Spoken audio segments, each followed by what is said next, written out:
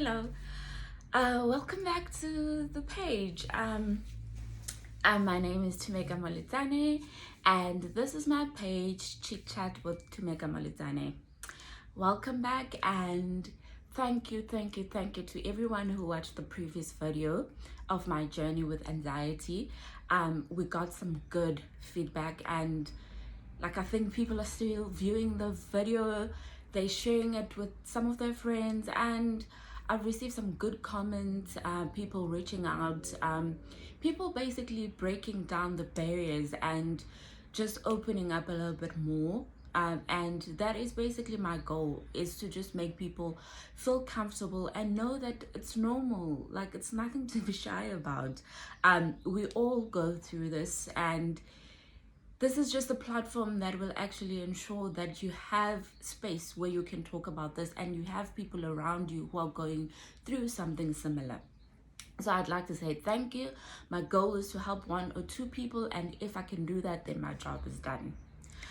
I've kind of received some questions with people asking, like, okay, so this is a 6-part series, but like, what is the long-term goal of the page? Well, I don't know. Well, I know what is my long-term goal. So my long-term goal is to start a Tumeka Molitane Foundation that will basically be centered around educating young people, women, around this illness, and especially people who don't have resources. There are some people who are going through this, so they don't know who to reach out to. In the last video, I mentioned all these tests I had to undergo to actually rule out any medical problems, and there are people who are going through the same thing, but they don't have the resources to actually rule out any medical problems and actually deal with the actual problem being anxiety. So my long-term goal is to actually open a foundation that will educate people around this, that will provide them with the resources they need to deal with this, and basically be in a much better position where they're accepting of what is happening to them. So that is the main goal of all of this. And I'm not limiting it to actually just young people. I also want to educate older people, especially our parents, who actually believe that there is nothing called anxiety, there is nothing called depression. Like, for instance, I have a mother who's very old school, but she knows what I'm going through because I've made it my personal mission to actually educate her about what is happening to me. So that is what I would love to do. I'd love people who actually want to join me in this mission. Like, if you feel as though you also want to add value, you want to give back to your communities, please just reach out. Let's think, let's plan, and let's create this vision and make it come to life. Great. So I know the last video was very long, and it was super long. I'll try to keep it short. It's just that I've been through this journey, and I don't want to cut out things because I think it's not important, and actually it could actually help someone. So I'm sorry about your data. Bear with me. This is educational. This is some intense stuff. We need to talk about it. This is actually what you should be investing your data in, talking about real life problems. Okay, so I gave an intro about myself last week. And this week I've opened up about what I want to do more. So I'll keep dropping a little bit of get to know me kind of thing. I think a lot of people that are on the channel, obviously they want to get to know me personally, which is great. So I'll keep dropping like a line or 2 here about myself. So great. So today the topic that we're tackling is the physical symptoms of anxiety. So I know in the previous video I touched on what happened when you're having an attack, but I wish it was all that happens, but it's actually not. Like, on a daily basis, a person with anxiety is experiencing other physical symptoms that they're dealing with. So it's not about an actual attack and that's it. There is a whole lot of other things and that are happening in the background. I was practically sick every day. If I wasn't having an attack, I had a headache, I was dizzy. So those are all the subjects that we're going to talk about, and I'll touch on what I did just to deal with the physical part of things. And I can safely say that I still do get the physical symptoms, but I think now they're a little bit well managed and I know how to deal with them. So I was sitting last night, and actually I did take 5 minutes to just kind of do a recap for myself of everything I felt physically, because some of these stuff I don't have them anymore. So I was talking to my fiance, and then I was like, what else did I have? So he was reminding me of all these things, and while he was reminding me, I actually realized how invested he is in my journey, and that is very, very, very crucial. You need someone to support you, someone to remind you, someone who knows what you did to overcome a certain thing. So that's basically my system, my support structure that is there. So while we're talking about this and him reminding me of all the stuff, remember in the last video I was going on about how I went for 3 different types of tests for my heart. I actually realized that that wasn't all I did. Like, it's mental, guys. Like, it wasn't all the tests I did. I went for 3 heart tests. I went for blood work twice. And now I'm going to tell you, I did 2 more other tests, which were intense. Like, I really did rule out the medical. So please do yourself a favor, rule out medical first. I have a clean bill of health. I know that for sure. So I have the list here.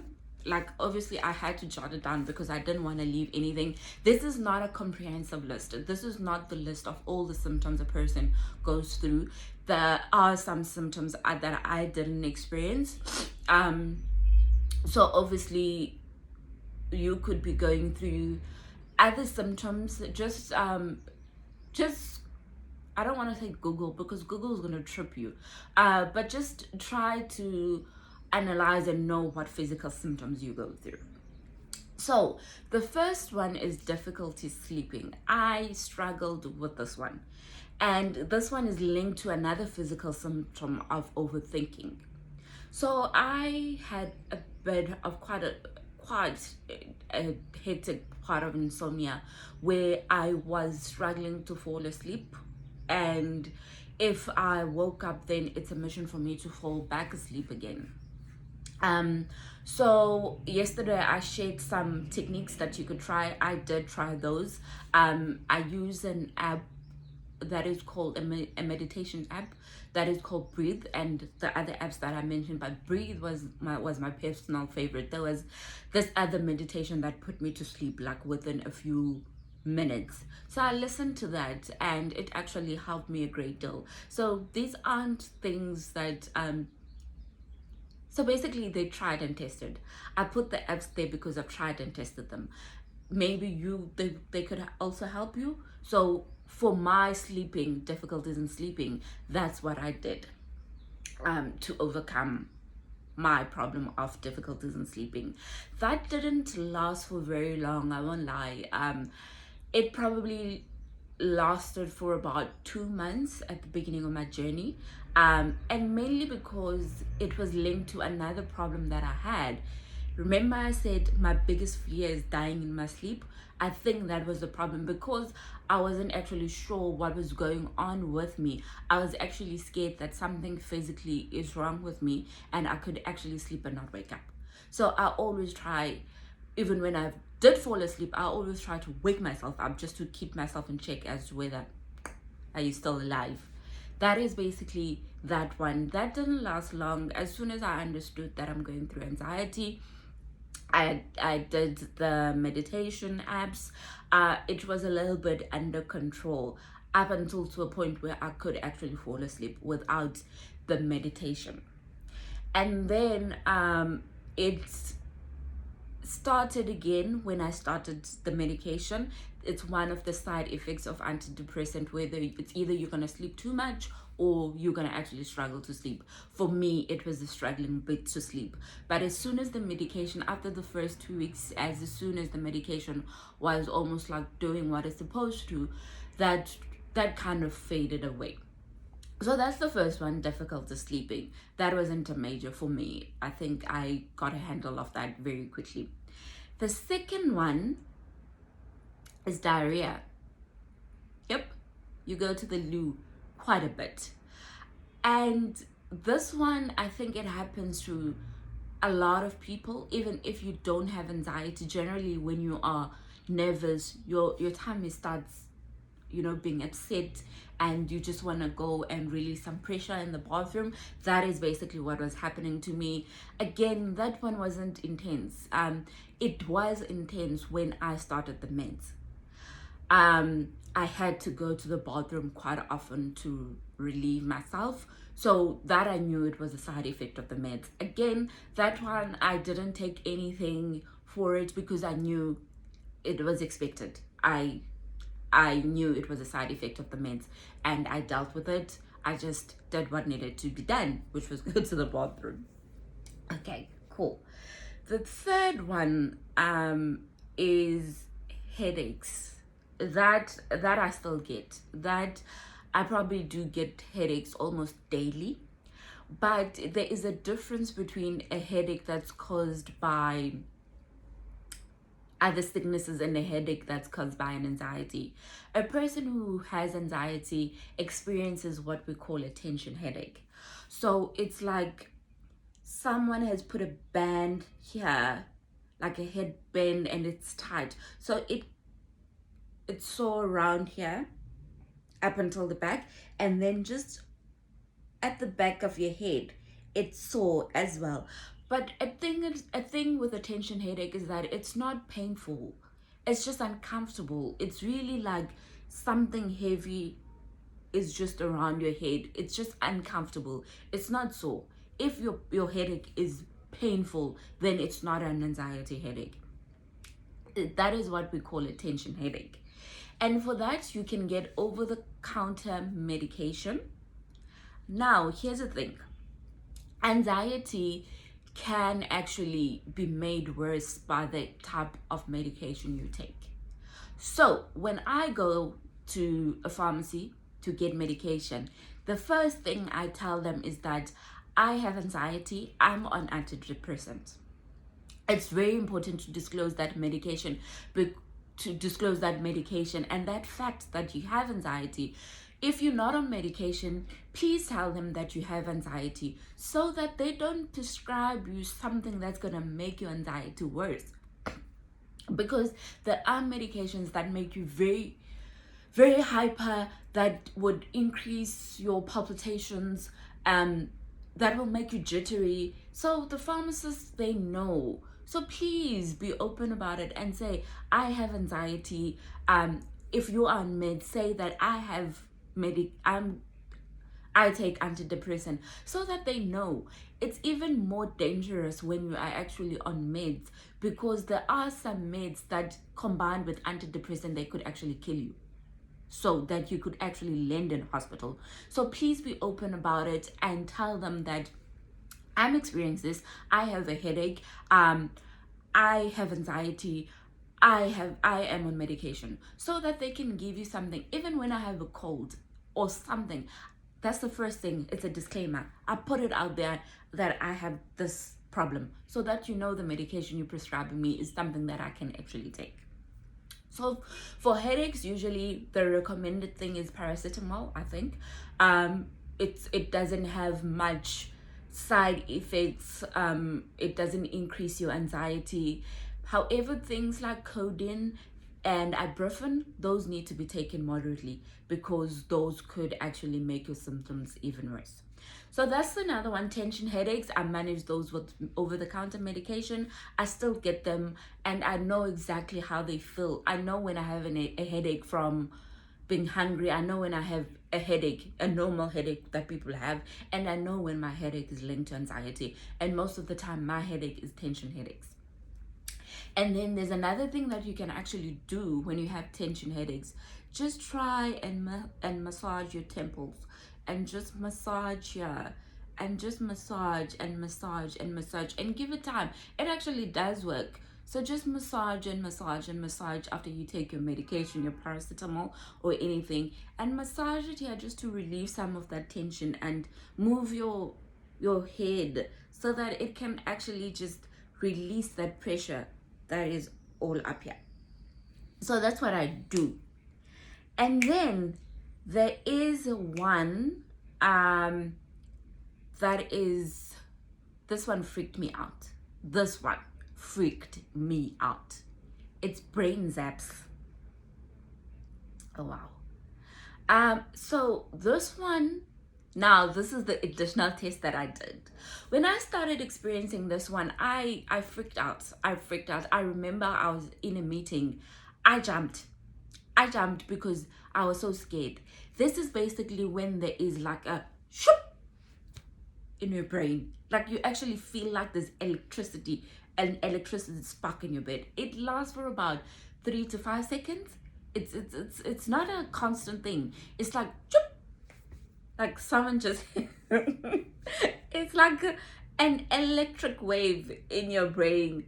That one freaked me out. I went to the doctor immediately for this, and then I requested that can he please send me for a brain scan, just to go check that there is nothing wrong with my brain.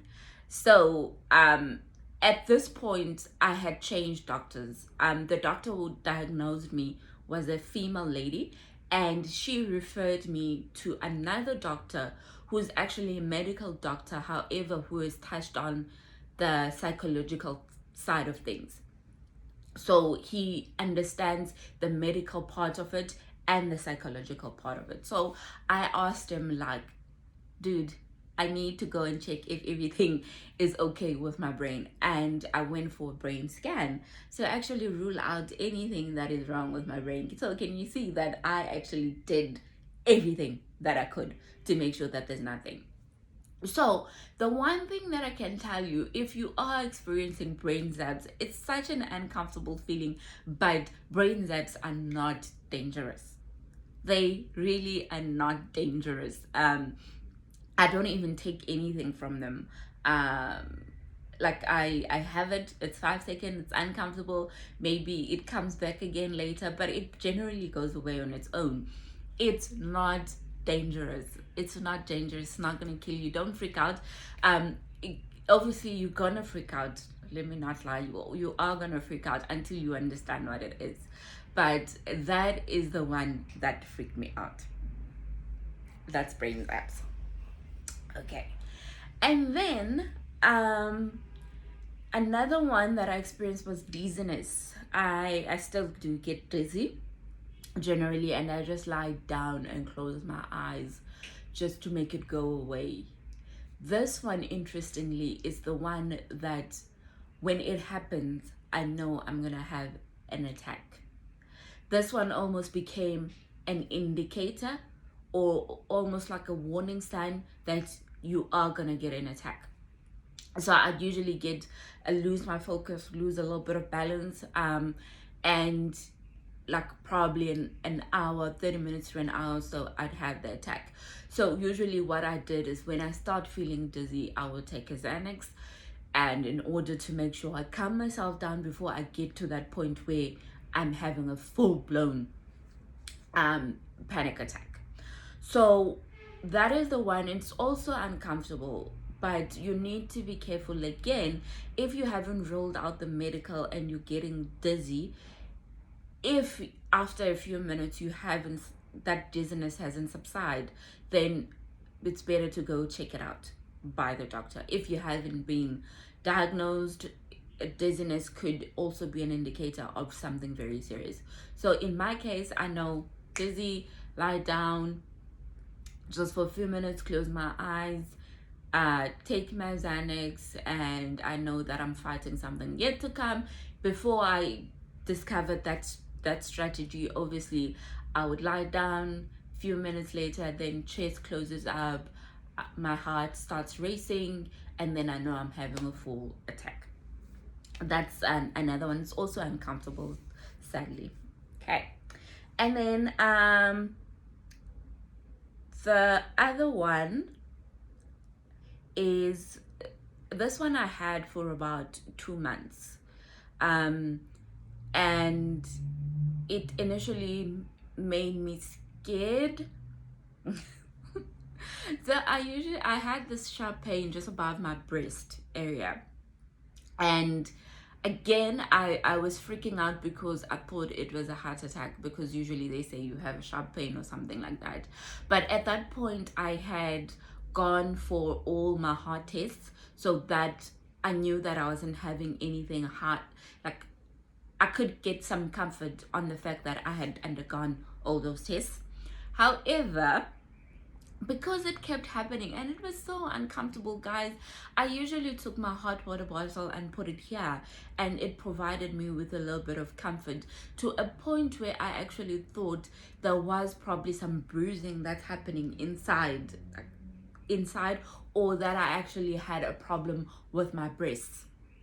I went to the doctor and she referred me to go and do a chest x-ray. So can you see, 3 heart tests, 2 blood work, head scan, and now a chest x-ray. So I know it all. And now can you see why I have such a big vision? Because these tests are very costly. Like, a consultation in Dublin was 65 euros. Take 65 and multiply it by exchange rate to get that. Basically, I was paying over 1,000 rand just for a consult. Never mind the fact that I still had to go do these extra tests. Like, for instance, an echocardiogram was 300 euros. So just think about all of that. Like, I'm paying close to 5,000 just to do that alone. So that's why my vision is so big, that there are people who don't have the medical resources, who don't have the funds to do this. So if I'm telling you to rule out the medical, the best they can do is to go to a clinic, and they're not going to get the psychological help they need. So that's why my vision is bigger than this moment. My vision is bigger than what's happening here. And that vision, I'm going to work hard at it, guys, to provide people with resources to rule out medical, to get the resources they need, to get the help they need. So fine, went and did a chest x-ray. It was fine, it came back normal, but this pain was still there. The pain went away when I started my medication. Till this day, I don't even know what it was. I did a breast exam just to make sure I didn't have any lumps or anything funky. Oh my gosh. Like, so there was nothing wrong, physically wrong again. It was a physical symptom of my anxiety, and after I started my medication, it went away. I do get it once in a while. I actually haven't gotten it in so long. It's also very uncomfortable and painful, but again, it is not going to kill you. Okay, so now the other one, which wasn't so bad, is fatigue. Like, I actually don't even want to say this was part of my anxiety. I was generally tired from working, but I did have, in a weekend, I had to have a day in bed, which was usually Saturday, where I'd wake up, shower, get back into clean pajamas, and just be in bed and binge watch something. But that was just from work. But I do know that some people do experience fatigue, where they're always generally tired and just want to sleep. I think for those things, immune boosters, just to boost yourself up, and just energy stuff should be able to do the trick. But if you are not in a job that does not make you tired, then you will know that fatigue is one of the physical symptoms of your anxiety. Okay, and then this one, I'm a bit embarrassed to talk about it, but we said we're talking about everything that is uncomfortable. So I do grind my teeth at night, and I wake up feeling sore here. This is generally something that happens when you're stressed out, because in your sleep you tense your teeth and then you start grinding them. Once you tense your teeth, it affects your jaws. So initially what my doctor had said, she said I needed to get Botox to loosen the jaws, but I never did that because I can't afford Botox. I can't afford Botox. But basically I do grind my teeth at night, and when I have been grinding very hard, I can actually wake up and feel that my teeth were working overtime, like I'm generally sore here. For that, you can get a mouth guard. I was given one. I did get one, but it wasn't the best. I actually didn't even survive one night with it. But you can actually visit a dentist where they can actually get you one custom made and fit for you to actually sleep with it. So that is the one I actually don't have any control of. I don't even know what to do with it, but basically when I am stressed out, I actually wake up feeling it. And sadly that one, it links to your headaches. If I grind too much, then I know I'm gonna wake up with a headache. That is basically what happens. It's a bit embarrassing considering I'm about to get married and my husband and stuff like that. But I guess he'll have to deal because he signed up for it. So that's another one. And then the other one, so there's three more that is left now, is twitches. So I had a twitch where I felt as though my arm and my hand, like, it's almost like that. I don't know how to describe it, but it's something like that where you're getting a twitch. So that one, you need to be very careful as well that you're not having a stroke. So what I generally do is I make sure I lift my hands and just make sure that if I lift them up, they stay up. Because when you're having a stroke, if you lift your hands up, they generally don't stay up. Guys, I'm not a medical doctor, but I made sure I understand what was going on with me. So I generally do that, and I know when it's a twitch from my anxiety. So I'll always be able to spot when something is really, really, really wrong. It's beyond. So a twitch is normal. Don't let it scare you. I didn't do anything about it, and luckily I don't get them as much anymore. I do get facial twitches where something twitches in my face and I almost get a hot flash. That I still get, and then I know, like, guys, I'm so chilled about it now because I've educated myself so much about what's happening to me. It's your responsibility to know everything that's happening to you. In that way, you don't take that stress and add it to your stress that you already have, your anxiety stress, because then anxiety will kill you.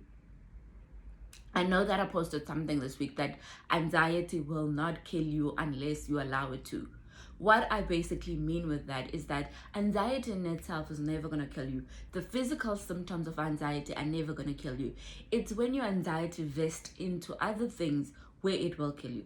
Because now your anxiety will vest into depression and stress, which will lead into you being suicidal, which will lead you to stress can kill you generally. So anxiety on its own will never kill you. That I can put my money on. Like, the physical stuff that I'm talking about, the brain zaps, the headaches, and the nausea, the diarrhea, those things are never going to kill you. It's what it can lead to, if not well managed, that could kill you. So please be careful. So educate yourself, know what you are going through. Okay, so the twitches, that's fine. And then these are the big two ones. I left them for last. The one is not physical, really. It's just messed up thinking. So the one is watching for signs of danger. For me, everything that I couldn't control was a danger to me. We traveled a lot, but Keegan had to be next to me on a flight. I had to be able to touch his hand and squeeze it when I felt moments of that I'm scared. Turbulence, hoo-hoo, turbulence used to drive me crazy. Like, I'd be like, this thing is happening. So I usually took half a Xanax just to try and calm myself down before a flight, and just because everything to me posed a threat, it posed a danger. For me, everything was me thinking the worst could happen. In everything I did, I was comfortable with leaving the apartment and going to our offices, which was 3 minutes away, leaving the office and coming back home. But anything like that, I would sit in a tram going to the shops, and I'd be like, okay, these people are looking at me. One of them is going to get up and shoot me. Like, these people are looking at me. One of them is going to get up and rob me. Like sick things. But now, with that one, I haven't overcome it. Now, I've come back to South Africa. There is so much happening, and there's so much happening around women being killed, women being kidnapped. Now, for me, that's not good in terms of my mental state. I do not go to Pick n Pay on my own. My sister needs to come with me, and Pick n Pay is 2 minutes away from my apartment. I don't go on my own because I always think that someone is standing there and waiting to steal me. Yes, to a certain part, it's good that I'm being cautious. Like, it's sad that we're living our lives that way now, but for me, it's deeper than whether I could be able to leave my house and stand outside the gate. It's deeper in the sense that my head has already concluded the worst case scenario. I have not dealt with that one properly because the factors around me are making it even more worse, that there is generally danger out there for a young woman. There is danger. So that one is being made worse by the men in this country that are killing and kidnapping us. So now this is a situation that involves another person. It's out of my comfort zone. So yes, I try not to go anywhere on my own. It's a sad life, I know, but it is what it is. At the same time, we all need to be cautious, but my brain creates and concludes on the worst case scenario. And now imagine that we're in COVID time. I haven't been to a restaurant. I like going out. My favorite thing to do is go for afternoon tea. I have decided to do the afternoon teas in my house. I go and buy the stuff that I need and set up my table and have an afternoon tea at home, because COVID is out there and COVID is gonna get me. So I'm really scared. It's not when someone who has anxiety tells you the worst case scenario, please bear with them, because that is what their brain has formulated and that is what their brain has concluded. Now, that and the last symptom, which is overthinking, are hand in hand. And what I will do is I will post on the group some things that you can do to help yourself deal with that. So overthinking is generally the term that describes an anxious person, a person with anxiety. It's an excessive thinking. So it's just not a normal kind of thinking. So this is me now. You say, Tumeka, can I please have a word with you? Lord, don't do that, because then my head is like, I have done something wrong. Then I start formulating a dialogue within myself that you're gonna say this, I'm gonna say this, but it generally goes south. Like, there's nothing positive that comes out of my thinking process. You sleep there and you're like, okay, tomorrow I have this meeting and this person is gonna say this, and it's just gonna go bad. You're so anxious when you open your laptop in the morning that there's a bomb waiting for you to defuse. Life isn't that bad, guys. Life isn't that bad. But life for a person with anxiety is that bad because it's in their nature to overthink things. So that is all the symptoms I underwent. Just to give you a quick a quick thing that you could do when you're having these thoughts, these negative thoughts. I'll post the whole list of questions that you can ask yourself, but you need to ask yourself things like, is the worst case scenario the only scenario and the only results that can come out of this? And then you start thinking, and you're now thinking logically and rationally. And then you say to yourself, cool, if my friend was in a similar situation, what advice would you give to them? 3, what is the worst that will eventually happen? Like if this bad thing that you're thinking about is actually gonna happen, what's gonna happen? Are you gonna die? If the answer is no, then stop stressing your life about it.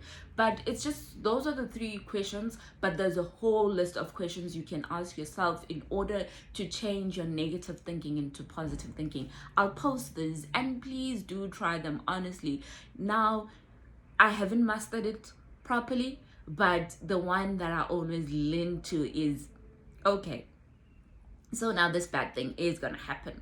Like, then am I gonna die? Is anyone gonna die? If the answer is no, then I stop, I shut down, and I lock my head. But it's very important for you to have that time where you do have negative thoughts.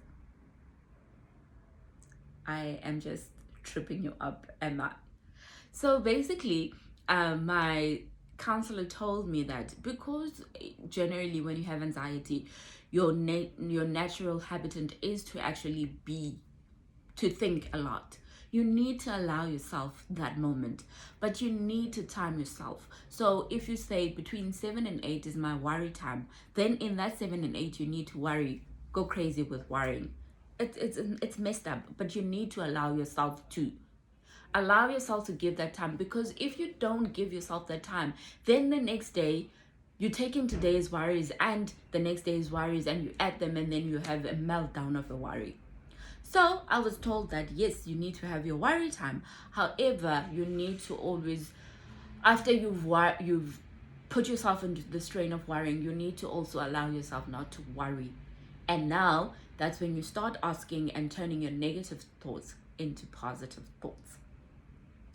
So that is all the symptoms I basically went through. There is a there's so many. I have been part of platforms where people with anxiety, they talk about this stuff, and I've seen that people go through the most, guys. Like, some people are bedridden because that's the only place where they can actually feel safe. It's sad. It's such a sad life. But I am educating myself about what's going on with me. Like, I leave no stone unturned. And as soon as I have something new, I do run to the doctor to actually, for them to conclude that there's nothing wrong. This is just a new one. I don't want to die and not having done anything with it. I did stress this out. And it's very important for you to acknowledge your symptoms, to find a coping mechanism for your symptoms, and to attend to them. Because once you start manufacturing these symptoms and you start thinking of all the things that you have, and then you add that layer of stress within you, I honestly think you have too much going on, and you need to find a way to deal with it. So my way of dealing with it is to first acknowledge the new symptom, understand it, find a solution for it, and live with it. The minute I live with it, I actually go through the stuff and I actually forget. When I have a brain zap now, I don't bounce up and down and be like, oh snap, something is really wrong with me. I know that it's part and parcel of what I'm going through. So that is what happens to a person with anxiety. So can you see that we're basically sick 24/7? But it can be managed. And the one thing that I need to leave you with, just some few reminders, is that when you do go get medication from the pharmacy to deal with whatever, whether it be a tension headache or diarrhea, please disclose your status, disclose that you have anxiety, and that you are on medication. If you are, they know the medication they're not supposed to prescribe to people with anxiety. Same as when you go to the doctor, please be transparent and tell them that I actually have anxiety, so that they know what medication to prescribe for you. It's very important. It's important for your own sanity, and it's important for the fact that you could actually die with a combination of medication. So that is very important. That's my takeaway. And then the second takeaway is, how do you turn negative thoughts into positive thoughts? Just question yourself a little bit more as to what's the worst that could really happen, and if that worst could result in someone dying, and if no one is going to die, then you start gradually changing the negative into a positive. But I'll post a comprehensive list of questions you can ask yourself when you are having negative thoughts. I really hope that this video is gonna help you to actually acknowledge some of the symptoms that you have and actually provide you with some coping mechanism. Thank you again for all the views, guys. This is not an easy chapter to open about, but I am doing it because I am proud to be living with this mental illness. It's part of me. I can't change it, but I can learn to manage it. And one day maybe I'll be in a position where I will tell you that actually I have managed my anxiety to a point where I feel as though I don't have anxiety. So I hope you'll enjoy this video. It is lengthy again, but please forgive me. Like, I don't want to trim anything out. I want you to hear the full story, and I hope this will help you. So I'll see you guys on Sunday for the next video, where we will be dealing with the support structure, the importance of having a support structure, and how to educate people around you about your mental illness. Thank you for watching, and I hope you will have a beautiful Wednesday. Thank you. Bye bye.